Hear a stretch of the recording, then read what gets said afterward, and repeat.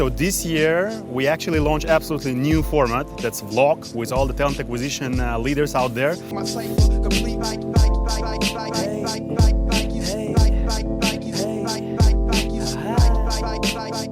Hey everybody, my name is Mahmoud Aly. I am a recruiter for the past 10 years. I'm originally from Egypt, but I live now in the beautiful city of Amsterdam. I currently work at Semrush, previously worked at Nike, and from Nike I have about 33 pairs of shoes right now. I'm really into music. I used to make music before. May I have your attention, please? It's just a big part of my life.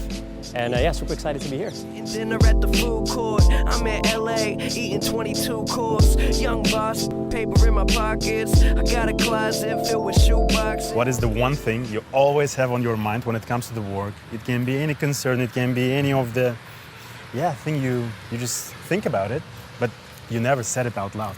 So when it comes to recruiting, when it comes to recruitment, I've obviously been doing that for the past 10 years, and you know, after a certain point you feel like you've seen everything. Yeah. I think one thing, and it's just more for me, it has nothing to do with the surroundings or the people I work with, but I think for me it's just I always think that I should know more than where I'm at right now. Mm-hmm. But it's back in the day I used to play sports, and it made me very competitive, and it's just who I am. I have this competitive nature. Yeah.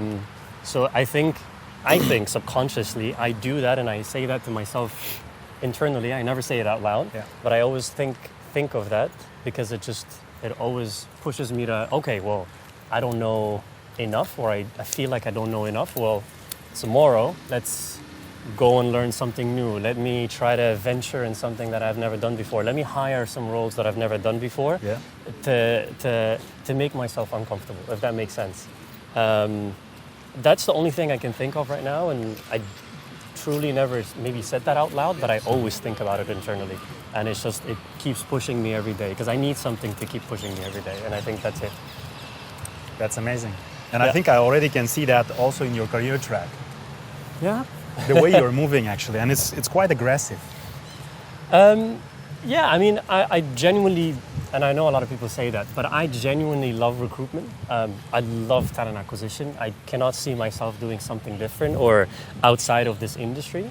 And I think because of that, I'm always trying to push more. I'm always trying to learn more. I don't really care what's the level of the role that I'm on, as long as I'm learning something new every day, or at least trying to learn something new every day. It just puts this fire in me that I genuinely like. I just really love this job. Okay. And the way you're actually maybe a bit on the way you're building your career right now, yeah? So you are coming originally from the Egypt. Yeah.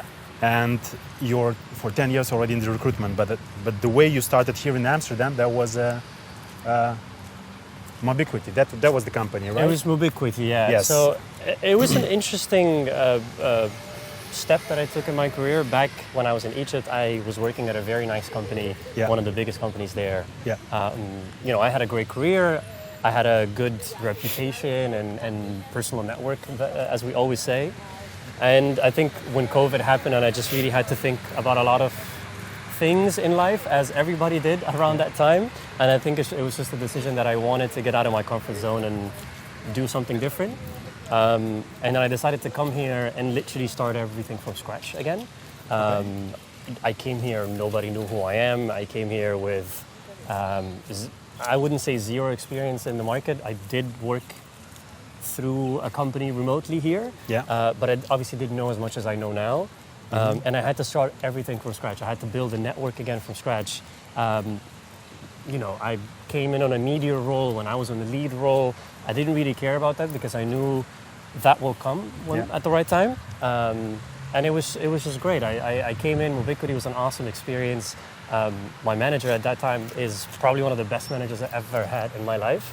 And it just, from then, I really focused on my personal connections here and a personal network, and yeah, the rest is history. Okay. Even though you moved to the Netherlands with this company and the position you just mentioned, but you're still actually giving back to the community in the Egypt. Absolutely. Okay. It's something that I'm so passionate about. there was a time when I was still in Egypt, 3-4 years into recruitment, 2 years maybe into recruitment, and obviously if you ask anybody in recruitment, how did you get into this job? No one ever dreamed to be a recruiter when they were in school. Everybody wanted to be a doctor or an engineer or whatever. And when I got into the industry, we didn't really have any of those type of events happening there. We had a lot of community events, but it was mostly entrepreneurship or marketing or tech. Nothing was really around recruitment or HR. It was very minimal. So when I moved to the Netherlands and then I started attending all of those meetups and events and stuff that like what you do and stuff like other companies do, I was thinking, damn, that would have been very cool if I was still there in Egypt and I had something like that, because you meet a lot of people in the industry and you learn from a lot of people. And I said, okay, I do have the resources now and I do have the network. Let me do it for someone else, because I would have loved to have that when I was still there. Let me try to give that to someone else. And it's something that I genuinely love.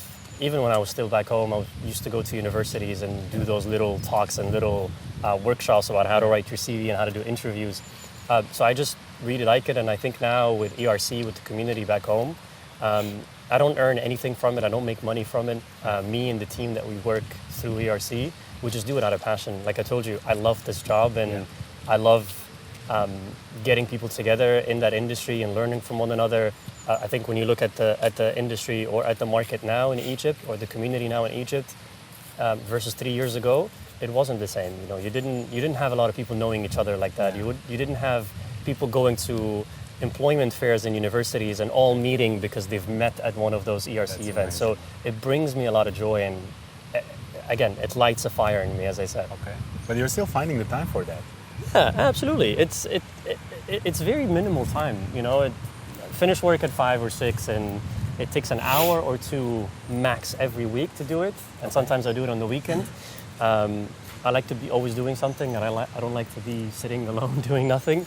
I will always find time for it. Again, it lights a fire in me, and it brings me joy to see other people connecting in that way.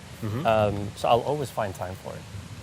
Do you see yourself that you're inside the talent acquisition for the next 10 years? Talent acquisition? Yeah. It's either a talent acquisition job or in the talent acquisition industry. It could be an enablement job, so not really recruiting, but related to TA. It could be, through a company that services the TA industry.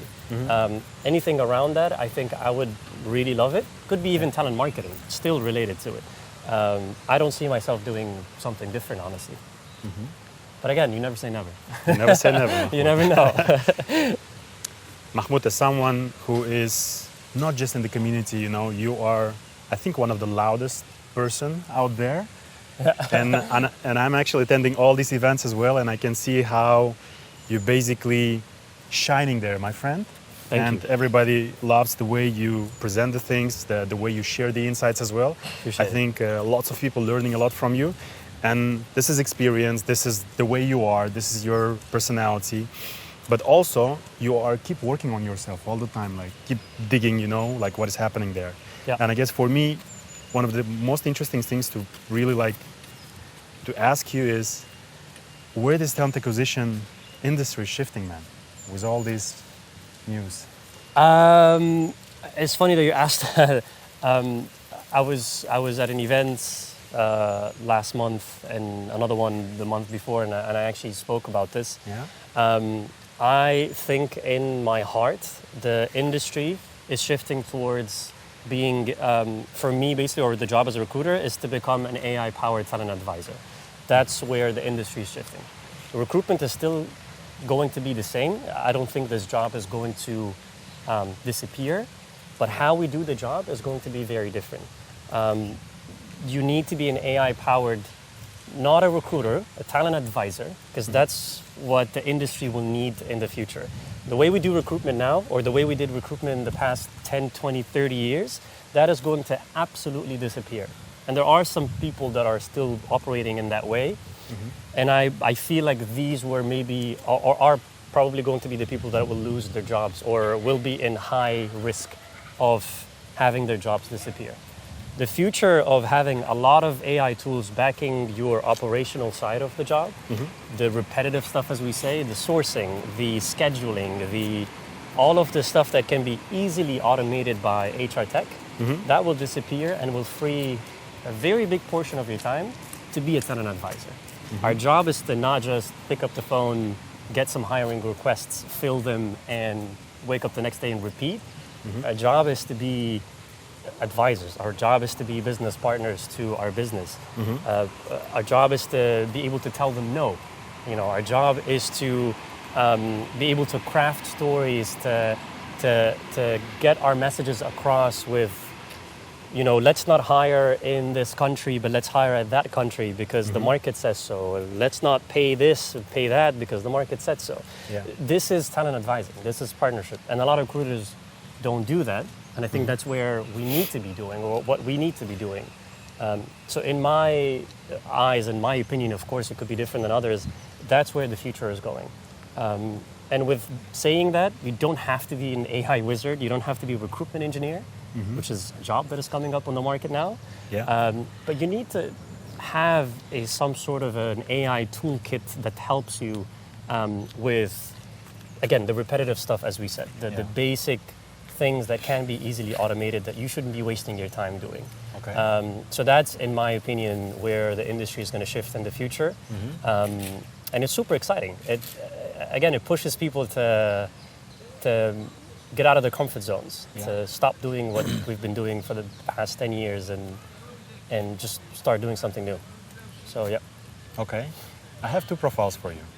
Okay. How do you think about them? So the first one is the recruiters who are afraid of AI. They don't trust AI. They will come up with 10,000 excuses. What do you recommend them to do? They need to give it a try. One thing my friends always make fun of me is that I'm a very picky eater, and a lot of things I always say I don't want to eat it, but I've never actually tried eating it. Yeah. It's the same with recruiting. I would probably, the first question I would ask is, have you tried it? Have you tried using automation tools, not AI, but automation tools, something like very basic, like Calendly, like to use it to schedule interviews for you instead of having to do it manually and asking candidates, I'm free at this time. And then they say, oh, well, I'm not free at this time, but I'm free at that time. And then you say, oh, well, I'm not free then. Something very basic, and start from there. I think that's what I started as well, how I started. I would never say that I'm an AI expert now, because I'm far away from that, and I have a lot to learn. But I think you just need to start with something and then see. And 99.99999%, you will probably love it, because it takes away a lot of the repetitive stuff that you're doing, and they're doing it the right way, the same way that you used to do it. But it's basically with a click. Yeah. So I would say start there, get your feet wet, as they say, with AI tools or with automation tools, and then dive into AI when the time is right and when you feel like you have the right foundation to do that. Okay. If they're not convinced yet, still, do they have a future? Have a future is a big question. I obviously would never be able to tell who will have a future or not, or who their job will still be there or not. I'm sure some companies in the future will not want to use AI, so the recruiters are safe. Yeah. You're still going to be doing the same thing as we used to do, so good for you. Is that company or is that recruitment team going to succeed? I would say very unlikely, or highly unlikely. So yeah, maybe their jobs will not disappear, but they will be working within teams where, you're not utilizing your 100% capability. Imagine a recruiter right now who still uses printed out CVs and then writing comments on it and then handing it out to recruiters. Imagine a recruiter doing that. There probably are some out there that does that. Still happening. But are you really doing what you should be doing? Are you using your time the right way? That's the question. Okay. I have the second profile. Yeah? A bit more positive. Let's imagine there is someone who's actually started in the recruitment, maybe a year ago, maybe 6 months ago. Okay. And he or she is very passionate about bringing the best to the industry, to this area. What would be your advice in terms of building the right career track in the talent acquisition for those people? So people who have passion to... They just started, they're super passionate. Okay. they're ready to embrace whatever they should? Yeah, it's an excellent question. We spoke about this with some people from my friends before and through the community actually. Yeah. So you have a lot of different schools, right? I came from agencies. I spent the first 4.5, 5 years in agencies, and then I switched to in-house. And probably one of the best decisions I've made, because I learned a lot of things through agencies, and it was a great learning curve for me. Mm-hmm. Some people start from in-house right away, and they're also amazing. So when it comes to where do I start, I think there's always going to be opinions. Mm-hmm. So I would leave that to the recruiter, whatever they want to do. Also, agencies in my time are different than the agencies that will be there in the next 10 years. Yeah. Because of AI. So I cannot give an opinion on that yet. So that's where to start. How to start? I would say the first thing is immediately jump into is building a personal network or a network within whatever city you're living in. Mm-hmm. One of the best things I've done, and I think a source of all of the opportunities I've had in my life, is through the network that I've managed to build here. Opportunities like this, like me and you, we probably would have never met if it wasn't through events and knowing you online and hearing about Avery or you hearing about me. Opportunities like other things that I've done, and either job opportunities, it probably would have not came to me if it wasn't for my personal network. So I think that's one thing I would definitely advise anybody starting is to dive into. Mm-hmm. And another thing is to use that network to find mentors. One thing I did not have is to have a mentor starting out, because I did not have a community there. So I think a very important advice I would give to more junior people or people who are just starting in the field is to find mentors through the community. Mm-hmm. I think they will direct them very nicely into what needs to be done if they're having issues, if they're having struggles. They really do help. And now I have multiple mentors actually, and they genuinely helped me a lot in my career, and I would have loved to start with one, but I think everything happens for a reason. Okay. Network and the mentor. Yes. That would be enough. Yes, and then choose between agency, in-house. I honestly think both are great options. Yeah. I wouldn't be able to tell someone, oh, do this because it's better. They're both great. It just depends on what you want. Okay. That's a great piece of advice, my friend. Yeah. Shall we check that place? Coffee's there. I switched to time zone, but what do I know? Spend a night hitchhiking, where will I go? We are in Espresso Fabrique. A very, very, very nice specialty coffee in Wester Park. Okay. One of the places I normally, when I ever want to have a walk, because I live pretty close, I normally walk through the park and then I come pick up my coffee and I go back. Okay. So very nice spot. Very happy that you're here. And cheers. Thanks for having us. I appreciate it, and I love the place as well. Okay. Is the coffee places something special for you? Absolutely. Have you ever been to Egypt? Okay, so if you visit Cairo, I think one of the things that you will immediately notice is that there is a specialty coffee place every 300 meters away, and sometimes they're 100 meters away from each other.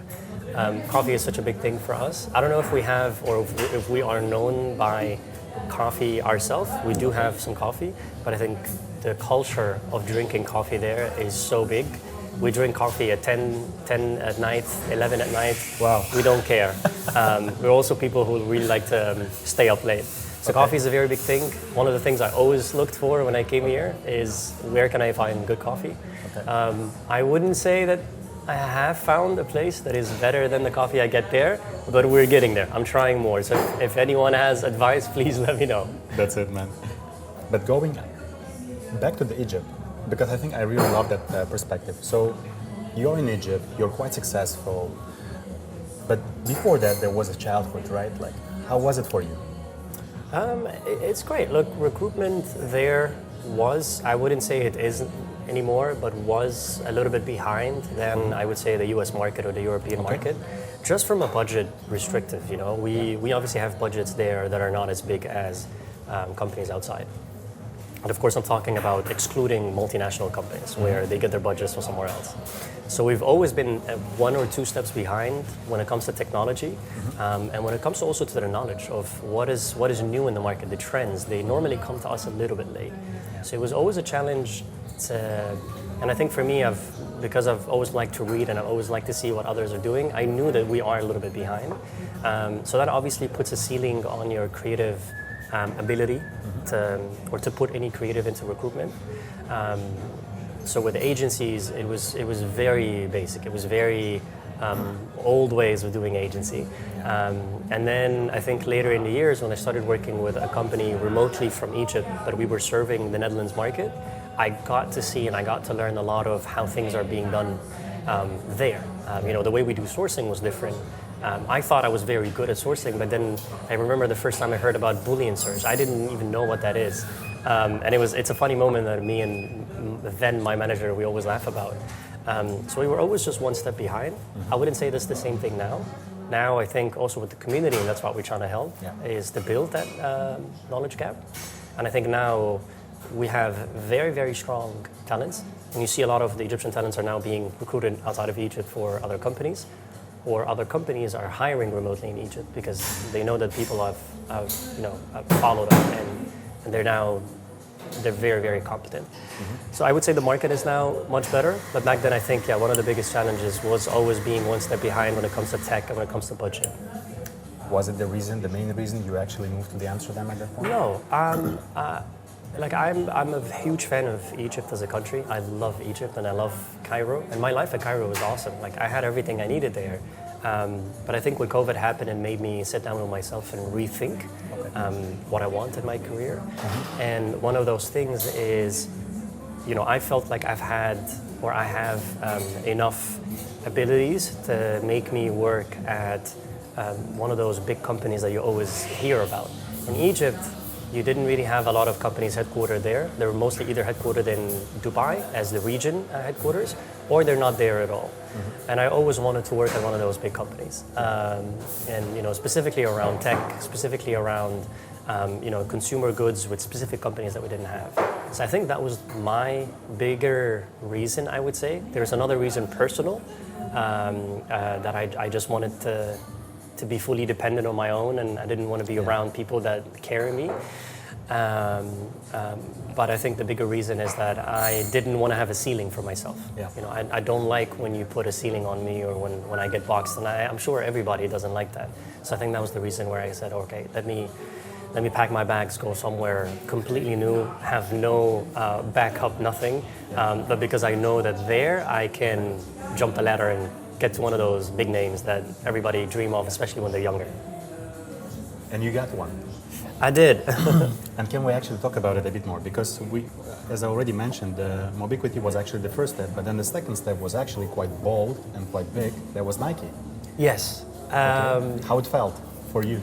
One of the coolest things I've ever done, and I think Nike is, obviously we all know, one of the biggest brands ever, if not the biggest brand ever. And for me as a young guy who, when I was, I think, 11, 12, I started playing basketball. And obviously basketball and Nike, they're just one thing that goes hand in hand. So obviously so big about Nike and seeing it all over the place and, watching big athletes wearing Nike shoes. And even for me, I loved Nike so much, but I came from, I didn't come from a very rich family. I came from a very mid-level family. So I think money-wise, I had to make sure I'm spending it at something that is correct and is right at that time. So Nikes, we had a Nike store. They obviously sold shoes over there, but they were a little bit overpriced and not something I could have afforded at that time. So I still bought Nikes, but I bought the cheap Nikes because I always wanted to have Nikes on my feet. And now I look back at, when I was 9, 10, 11, and I see Nikes. And then you take that 10, 12 years from then being in the Netherlands and then having the opportunity to join a company that I am super attached to, not just from a work perspective, but personally.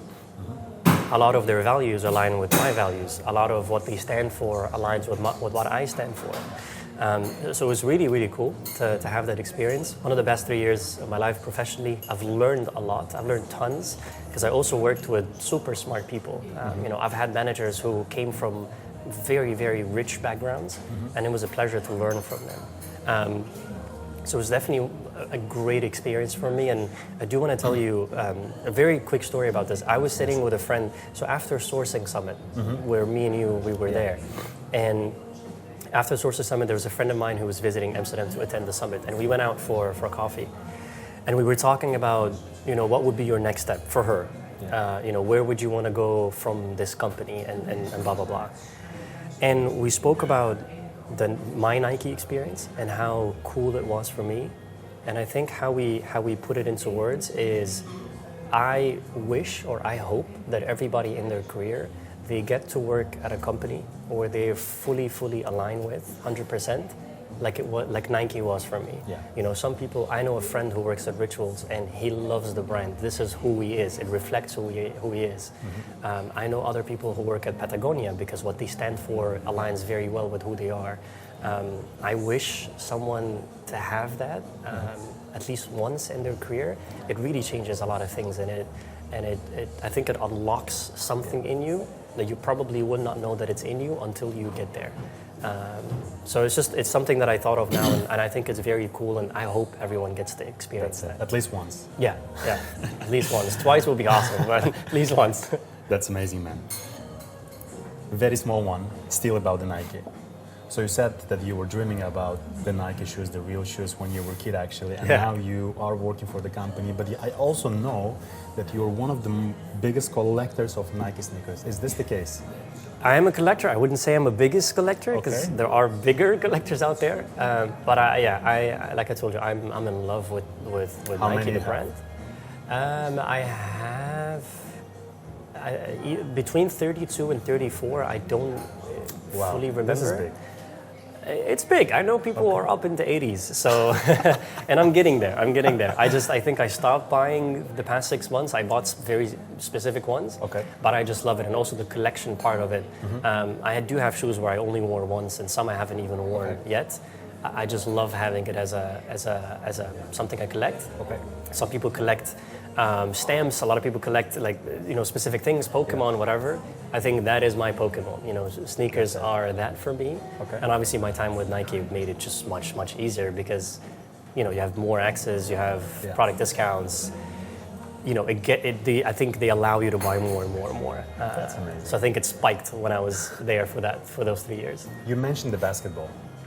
So I do assume that you have a basketball hero. Absolutely. In my office, I do have a poster of Kobe Bryant.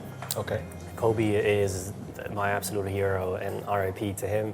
He's he's the main person that made me actually like basketball. The way he plays, you know, the way his demeanor is on the court. But I also try to look at other things that I can like about Kobe, and I think from a professional perspective, there's something about him, maybe you don't know, but it's called the Mamba mentality. The Mamba mentality is basically his mentality about basketball and his mindset and his approach towards the game. And that's something that I try to have in my professional career, in my life in general. And the Mamba mentality is to win at all costs, is to be the ultimate competitor in a healthy way. And to be the ultimate competitor, to take no for an answer, and to always win at all costs. And I think that's what I also try to aspire to have. I'm a very competitive person. I was a toxic competitor person before, and I'm very aware of that. And I've worked a lot on myself to be a healthy competitor, where when I see something healthy to be competitive about, I do it. But I also, when I see other opportunities to lift people up, I also do that. Versus I didn't do that back in the day, and I learned that that's not the right way to go about it. I feel you. So Kobe is definitely my hero, and the Mamba mentality is something I always live by. That's amazing. Okay, enough about the Nike, but I guess this is also a bit still connected. So you've been at Nike, and that was like one of the best chemistry plays for you in terms of like the managers you had, like the work environment, but also you learned a lot. And as you said, there was like one of the most smartest people you are surrounded with. That's amazing. And now you are at Semrush. Yes. How it's different working for Nike and working for Semrush? Not much different. I think when it comes to the brand, I obviously am not a marketeer, so I didn't come from a marketing background. So when I spoke to Semrush in the beginning, I didn't have enough information about them. Yeah. And obviously now being part of the company for 10 months, I got to learn from candidates that I speak to candidates how cool and special the brand is to them. Semrush is, I don't want to be cocky about it, but it's probably one of the biggest digital marketing names in the industry. It's a very cool brand. How we operate might be slightly different than Nike when it comes to recruiting itself. Also, Semrush is it's a software business. Nike was a product service, a product business. So that is slightly different. But when we talk about how we operate and everything in the brand itself, it's very similar. And the TA business partnership model that I always speak about, it was in Nike, and that's where I learned it from. And then it transpired to Semrush, and it is there as well. And we're currently operating the same way. So I wouldn't say a huge difference. There are, of course, small things that happen when you come from an 80,000 employee company to a 1,800 employee company. It is obviously a little bit different with dynamics. I do really enjoy Semrush and how much access I have to C-levels, and I think the role that I have with Semrush, it brought me a lot more visibility and scope and access to what you can do in the company. And that's something that I obviously wanted for my career, and I'm definitely doing there. And I think Semrush is an awesome brand, and is also an awesome company. And we're trying to be better every single day with what we're doing, because at the end of the day, we are scaling up. When was the last time you actually did something like that, Mahmoud? Tell me. I don't remember. I don't know, at a festival in 80 or something. Because I think I did it like a couple of years ago. There was a super ad hoc decision. But shall we? Yeah, let's do it. Okay. Let's go. It will be fun for the video. But we need to do that. So how that's gonna work? So we're gonna sit? No. We have to pay. We will do that. Can I do it? No, please leave it to me. Okay, tap. Okay, we're gonna tap it. That's it. We have it. Okay, then we need to press something. Okay, it's coming. Okay, one serious. One fun.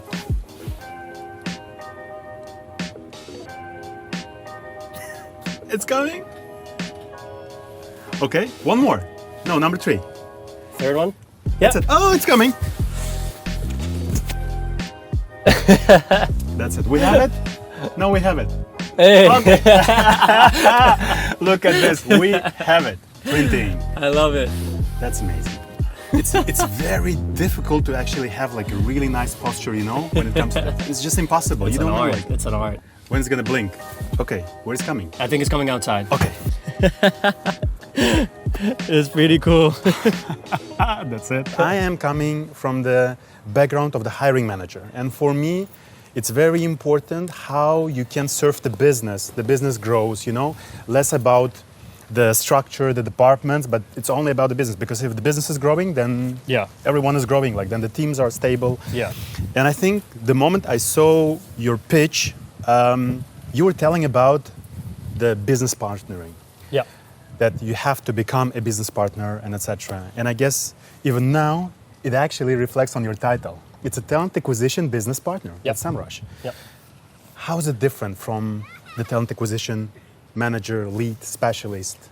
So the difference between being a TA business partner and a recruiter, honestly, it's just the title.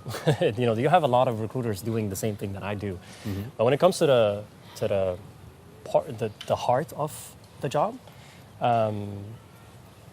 TA business partner or recruiting, without being what a TA business partner is, I think it's what we used to do in 2013. Is you get a call from a hiring manager, you know what you need to hire, you go on there, you source, you find people, you pass them on, and they either fit or they don't. If they don't, you go back. If they fit, great. Next one. So it's basically a CV passer or a CV broker, as we sometimes say. Mm-hmm. This is what we used to do before, and it worked very well with us.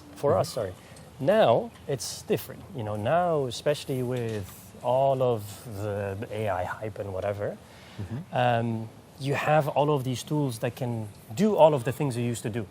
So what are you going to do? You need to find something else to do.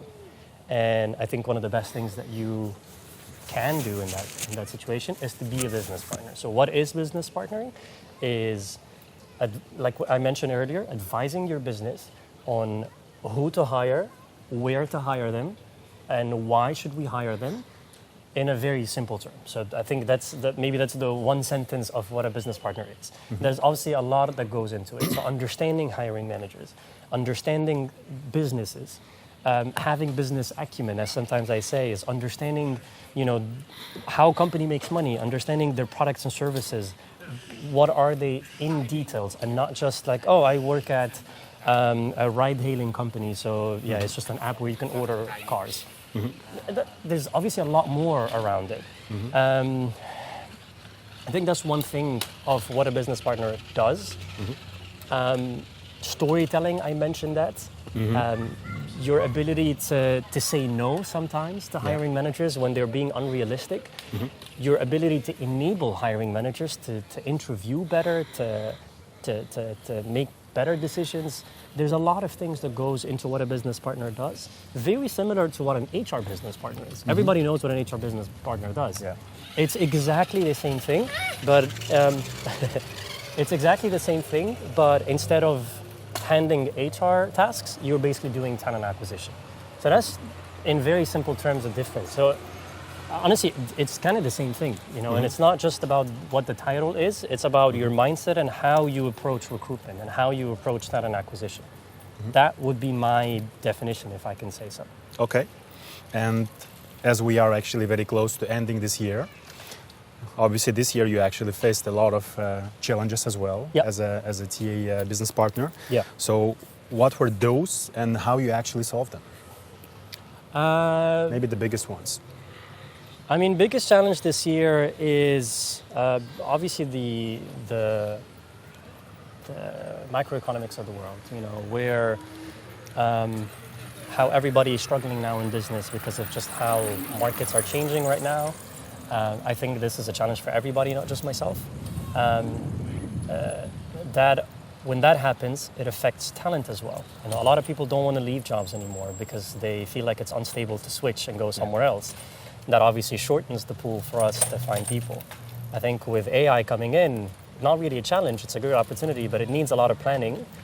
Which tools should we invest into? What type of systems do we want to create or want to have? These are just the things that we've been through.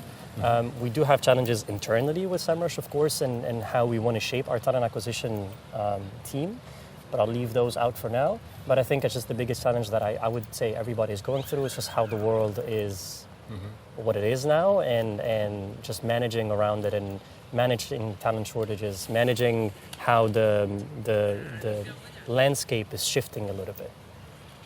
And it's quite interesting, right? Because when you see the candidates market, they're almost saying like it's just impossible to find a job because you can apply like thousands of times. Yeah. But when you hear the companies, they're also like seeking for the talents. Exactly. You have obviously a lot of people on the market that are looking for jobs because of how heavy it was for the past couple of years. And then you also do have a lot of people looking for jobs as well. Sorry, a lot of companies looking for people. Sometimes these cannot find these. Sometimes these are applying for the wrong jobs. And these companies are looking for the wrong people or looking at the wrong pools. I think a lot of the AI tools are going to fix that. I think there's a big toll also on candidates as well to learn how to actually navigate job markets. And it's not easy. I'm not saying it's easy because it's one of the difficult things to do. Yeah. But yeah, it's a very interesting market, honestly. It's not like it was back in 2021 and 2022 when we were hiring a lot because there was so many jobs, so many people. The market was very stable, so you could actually reach out to someone and have them leave a huge multinational company to join a startup. Everybody was like, yeah, let's do it. But now I think it's very unstable, and no one will feel comfortable wanting to leave companies when things are still unstable as they are now. So I think next year or the next couple of years, we're starting to see how the market is picking up a little bit. Yeah. More jobs are being on the market. More people are being open to switching. So I'm hoping for the next couple of years, it will go back to maybe not 100% how it was, but I think a little bit close to that, and everybody will be happy. Okay, let's hope so. Yeah, hopefully. One thing you touched, and if I may, I want to go a bit deeper, yeah? Yeah. So you made very short, but still, comparison between the talent acquisition business partners and the HR business partners. Can we go a bit crazy and imagine that those positions can be merged? Oof. In the future? That's not possible. I'm at least from my opinion. Okay. When I look at my company, when I look at what HR business partners do, their role is extremely important in the company, as any HR business partner in any company, and they do a lot of things. You know, I would probably say they do a lot more than what recruiters do. They have a lot to look at. They have, you know, sometimes it's 200 people headcount, sometimes it's thousands headcounts. So I think they would have enough on their plate. I don't imagine a recruiter or a talent acquisition business partner taking on HR business partners' duties. Even if AI removed some of the job, it would still not be enough because that is a lot of responsibility. I don't think their jobs could be merged. I said earlier, never say never. It could be different, but at least for the next couple of years, I don't imagine those roles being merged. Okay. What I think of is their roles should work super close and hand in hand. That's how it always should be, and that's what I'm doing. For example, right now, that's what I did with my previous company. Is that me and the business partner, we work like this. Without having this relationship, I would struggle so much in my job, and they would probably also struggle with not maybe what they do in the HR side, but managing the talent acquisition part of it, headcount of it. Okay. So it's super important for us to work very close to one another, to partner on everything we do, basically. Because if I don't work with business partners, I don't know how the team is going to be shaping in the next few years. So I'm not planning early. So then I'm basically falling into being in reactive mode. Oh, this person resigned tomorrow. Well, I need to find someone very quickly. Exactly. Or this person their job is going to be removed or they're going to be promoted, so I need to find someone very quickly. I will be so behind on that. So that's one thing. And then the second thing is when it comes to, you know, at a certain point, my expertise will have to stop and I will need to lean on someone else's expertise. And that's when I talk about more HR matters, total rewards or compensation, offering. You know, when it comes to the offering part, there's obviously a huge part on the recruiter or on me, but there's also a big part on me partnering with HRs to manage the offering cycle. Yeah. Without having a close relationship, it would take us 2-3 weeks when it could take us 1 or 2 days when we're in harmony. Yeah. So yeah, let me just stop here. But I don't know if we can merge those roles. That's a very big one. I want to make this one part of, and maybe we can sit there as well. Yeah. I want to make it part of the next question. Yeah. Let's say we are in, maybe not just the 2026, but let's say we are a bit in the future, maybe even 2027. Yeah. How do you describe in detail your perfect week? And this partnering with HRBP can be also part of that, but as detailed as you can be. I'll give you a model I have for myself, or a framework. I don't know if I can go a lot of deep because every week is different, but I like to call it SIP. So you have sourcing, interviewing, and people. That's what I do normally every week. The sourcing part is sourcing, whether I do ad hoc sourcing for roles or whether we do something called sourcing sprints. So me and the team could basically have 1 or 2 sourcing sprints every week where we bring the whole team together. Either we're in the office, we bring some pizza, or if we're not, we just do it virtually. We put on some music, we put an hour in. We have one role that one person is struggling with, and then we start sourcing for it for the whole hour. And then we fill up the role, and then you basically build a plan for reaching out, and then boom, boom, boom, you have your pipeline filled. So that's the sourcing part. I try to dedicate some time in every week to do that. The interviewing part, basic interviewing. You know, I have 3, 4, 5, 6 roles that I'm working on, so I try to fill up some days with some interviews to do that as well. And then obviously with interviews it comes feedback, scheduling, all of those basic things that are attached to interviewing. And then when it comes to the P, that's people. So people is, I have one-on-ones or catch-ups or connects or syncs, however you want to call it, with certain people, either bi-weekly or weekly, that they have to happen. So I have my team sync, where we all get together. I have my one-on-one with my manager. I have a TA leadership meeting where we have with specific TA leaders in the team. That happens, for example, every month. I have connects with hiring managers to just go over what we're doing.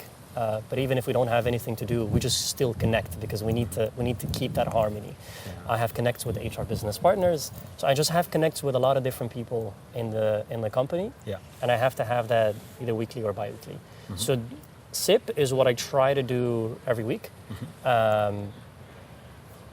To have, I don't know if to have it as a perfect week, but that's basically what I try to have in my calendar every single week. Okay. So yeah. Is there a 2027 version of the SIP? How it's being optimized, automated, supercharged? And we can go crazy. Yeah, I mean, it depends on if my role expands and I get a little bit more into automation and tech, I would probably have that inserted in the week. I don't know how, but I mean, I also kind of do that as well because one of those people I connect with every week is HR tech. Yeah. And we look at what can we automate, what can we do? We look at budget and then what type of tools we can onboard and all of that. Sourcing could probably be and will probably be automated. Maybe in the future I will not be the one looking after it myself. Even if you have a tool that does it, you still need a human hands on it. Interviewing will always be there. Even if there are tools that do interviews automatically, I'm not going to buy them because I'm a big believer in, you need to talk to people. Yeah. And then the P part obviously will always be there. So yeah, that could potentially change in the future. Maybe a better framework. So yeah, again, never say never. You never know, indeed. Mahmoud. Yeah. I have a bit spicy one. Ooh. Okay, I love spice. There is a lot of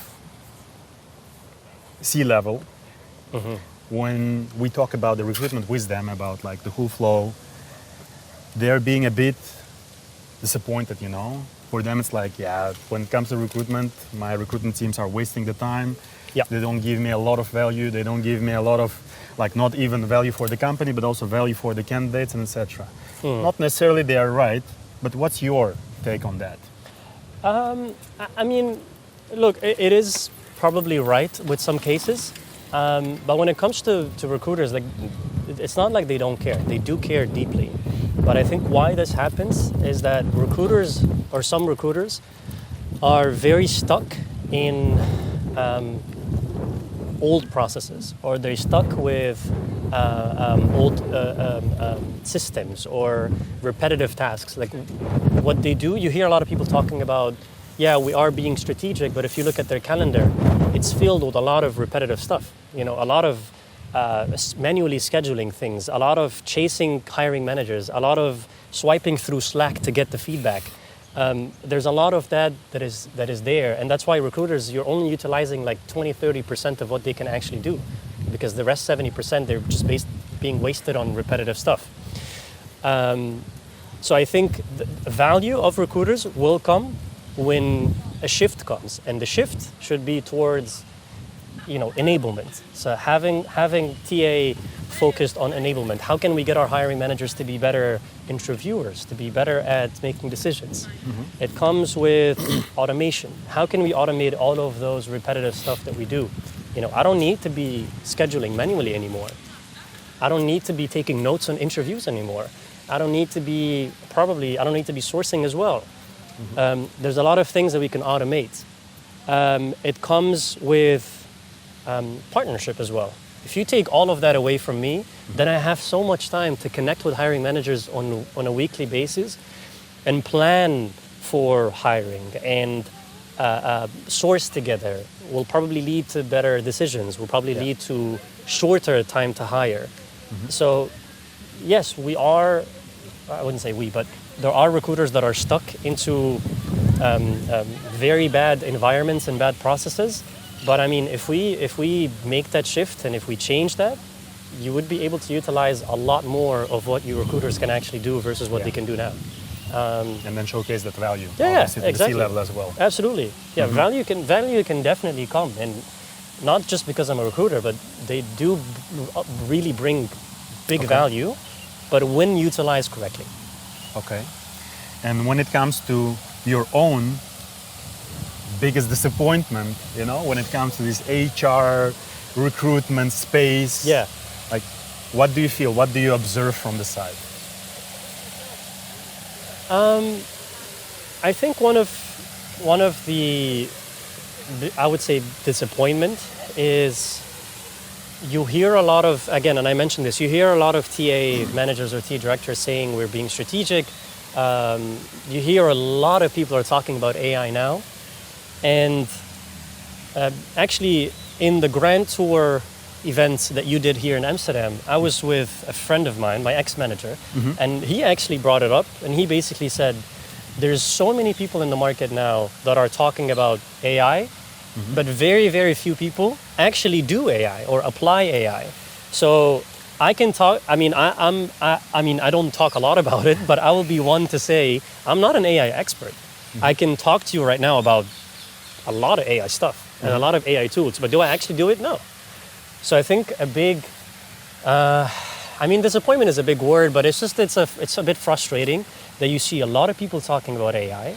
AI this, AI that, we can do this, we can do that, let's use this tool to do that. But then when you look at people's companies, who can actually, or who is actually doing and who is actually applying a lot of the things they preach, I wouldn't say enough. So I think it's just a little bit frustrating. I am going to say hype, and a lot of people are going to hate me to say that, but there isn't a big AI hype. And very, very few people actually practice what they preach. So that would be it. I'm personally, if you ask me, I'm trying to learn, I'm trying to understand a bit more about it, and that's why if you see me at an event talking, I would never go deep into AI because I don't know enough about the topic. Yeah. So, yeah. Okay. And what can be done with those people, let's say, because obviously there are some blockers, right? Yeah. To start experimenting, to start doing maybe small things. Yeah, starting, like you mentioned, experimenting, it's very easy. There's a lot of things that are not that expensive, and some things are even cheap. For free. So you can try experimenting with that. I'm trying to experiment with a couple of things. I'm trying to get into N8N right now and how to use it with recruiting because it's very cool. Yeah. So I think experimenting, building use cases, and then based on those use cases, you bring it to your company and see if they are open to investing. But as long as you work somewhere that doesn't really want to invest in that, then it's hard to do anything. You can use it for your own self, but if you work at a big company, you probably cannot go ahead and just use an AI tool that you do not have a company policy about. Okay. It's not that easy. It's not like when you work at a 10-people company, you can basically do whatever you want. So I think it always has to come from leadership, and you have to have whatever AI tools you guys want to use, you have to have that embedded within the company. But it is a challenge, and a lot of people or a lot of companies are pushing back when it comes to AI, when it comes to data, when it comes to privacy. There's a lot of things that go into it. And again, I'm not an expert, so I will not talk about it much, but at least that's what I see or that's what I observe. But yeah, it's definitely a tough challenge, but I think experimenting and starting on your own, it's not that hard. I think it just needs someone to actually doing it. And a lot of people just like talking about it, but they actually don't do anything. That would be my take. A lot of people are going to hate me for saying that. But it is what it is. No, but I think, Mahmoud, you're right. And when it comes to I think this is an interesting thing, and I would love to know really your opinion on that. Because the talent acquisition people, especially the ones who are experienced enough to see what is happening with the market, they were serving like the candidate market as well, in the best possible way. Yeah. So when they are in the role, like when they're in the company, it feels like they know what to do, they know how to manage everything. And I keep talking with the different people, and some of them, unfortunately, they are not in the role anymore. Yeah. And they're struggling a lot to really get the job, even though they're super experienced, they have all the right skills, the capacity and capabilities to deliver. And some of them for 6 months, some of them for 1 year, some of them seniors, some of them juniors. But they know the market. But why it's happening still?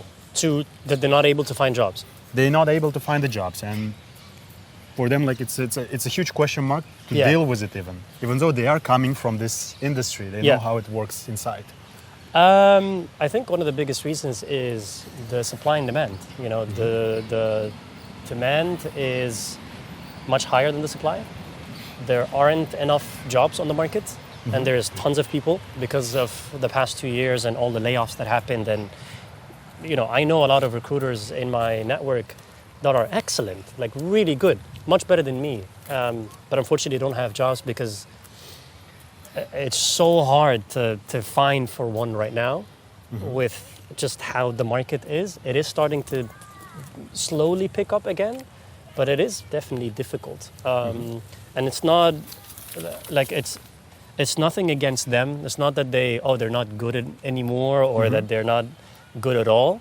It's just how the market is, and it is unfortunate, but it is the case. How to deal with it for them? Try to network, I would say. I mean, I'm a huge believer of networking and knowing people. Some people say that's not if you get a job just because you know someone, then it's a little bit sneaky. But I always say, like, I worked hard to know people. Yeah. So it is something that I spend time to craft and have. I would probably start there. I mean, that's whenever I look for a job, that's the first thing I look first is my network, who I know and who's hiring. Second thing is obviously continue learning. No one knows everything. I don't know anything. There's a lot I need to learn. I would probably start with some AI stuff as we were saying, because I think a lot of companies are open to having AI shifts. So obviously, you bringing that is at least different than what other people can bring. Because everybody can recruit, right? Everyone can source and can recruit. It's not rocket science. These are the two things I would start with: is just learn, expand your network, and maybe be open. If you've always been a tech recruiter, maybe it's time to check something else. Maybe consumer goods or FMCGs could be a nice industry for you to branch in. If you're that, maybe tech recruiting is something you can branch in. I think just opening up their horizons and not being stuck on one thing. Okay. Because we don't have the same market as we did 3 years ago, where you can actually choose where you want to work. It's not the same anymore. These would be my pointers. As we talked about the economic uncertainty, like what is happening in the market as well. Yeah. And I guess that's also something which pushes and triggers the executives to come with sometimes controversial ideas. Yeah. And I guess one thing I want to check with you, and we're going to just imagine that it's not like it's happening. But let's say your CEO came to you and said, Mahmoud, we need to cut the budget twice, but we're not going to change any of our goals. Okay. What are you going to do? Your next move? Are we talking about people budget? Yeah. So we had to let go of people? I need a full context. But wait, no, let me. Okay, I'll take that scenario. We'll have to cut the budget in half, so cut the people in half. I would say the first thing I would probably try to look at is how can I replace what I'm losing with technology? So what's remaining of the budget? I'll see, if I'm taking out coordination, then what one tool I can onboard that can take part of that, and then I don't have to worry about it anymore. I'll probably look at, if we take out sourcing as well, because it's, too expensive to have sources or whatever, I'll see what one tool we can use that can help us with the sourcing part. I'll try to see, it will always fall on automating, it will always fall on AI, because that's the whole idea of it. So I'll try to see what tools I can onboard that can take care of some of those cuts or budget cuts that would still keep me going on track the same way as I did. It's difficult, of course, to have something like that, and I've seen instances where it happened at some companies, and that's immediately what people who succeed do, is to try to look for tech that can replace what's cut from you. Now, what type of tech, that will obviously depend a lot on how the situation is and how mature my company is. In my situation, I think we are very well mature to have or onboard some of those tech support, but that would probably be the first thing I would look at.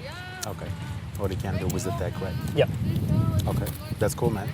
And for the ones who maybe don't know a lot about your company, about the Semrush, can you tell us something? Maybe they would be interested to actually check any positions you have. Absolutely. I mean, if you work in marketing, let us know. But so Semrush is a digital, in very simple terms, it's a digital marketing platform that serves 10 million plus marketeers all over the world. So some of your biggest brands, they probably use our platform in one way or another. Semrush is not just an SEO tool, which a lot of people think we are. It's definitely one of our strongest areas. But Semrush it's a growth engine. It helps you find customers, build visibility,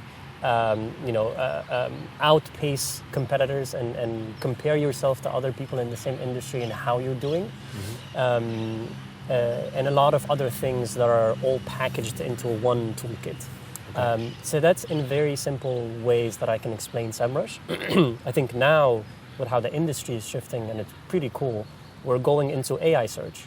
So now, I don't know the exact numbers, but a lot of people are now looking for things on LLMs than looking for it on the typical search engines that we're used to. So if you're looking for a new Nike shoes, you will probably go and ask an LLM, like, hey, here's my situation, find me a shoe. Being visible on LLMs was something that no one cared about before, but now it's shifting a lot, and more people are using LLMs to search, and that's where we're also shifting our plan and our focus. We're technically the first people in the market that have came up with an AI search toolkit that are now our customers are happily using, and we're already seeing amazing results on that. And we're heavily shifting into that space, and a lot of companies are trying to keep up. A lot of companies are also coming into that space, but happy to say that Semrush is by far the biggest into the AI search and AI visibility space. Okay, that's amazing, man. So yeah, I try to make it simple, but it turns out to be a lot. No worries, man. Maybe the last one. Yeah. Who's going to succeed in the company in terms of the culture fit? That's an excellent question. Semrush is very big on experimentation. One thing that our chief marketing officer always says, we experiment a lot, and we encourage you to keep experimenting. If you come here, you have an idea or you have something that you want to try, please go ahead. If it succeeds, awesome, let's keep doing it. If it doesn't, no worries, throw it and find something else to experiment with. So that's one thing that we're very big on in our marketing team. Whenever we hire people, we always look for people who have that mindset, is the experimentation and let me try something new and not being stuck in one box. So I think that's one thing that we always look for. I would say or if I can say that's curiosity, that's boldness. I think that's pretty big about Semrush. And the other thing is continuous learning. We are still scaling up, and there are a lot of things that we still don't know, and there are a lot of things we're trying to figure out. So we want someone who also wants to learn with us and wants to experiment with us, as I mentioned. Okay. And then last but not least is we are very big on trust. Yeah. Semrush, we have offices all over the world, from the US to probably around 5 or 6 offices in Europe. Very different time zones, and we all work together at the same time. So we're very big on trust. You don't have to start at 9, but we trust you.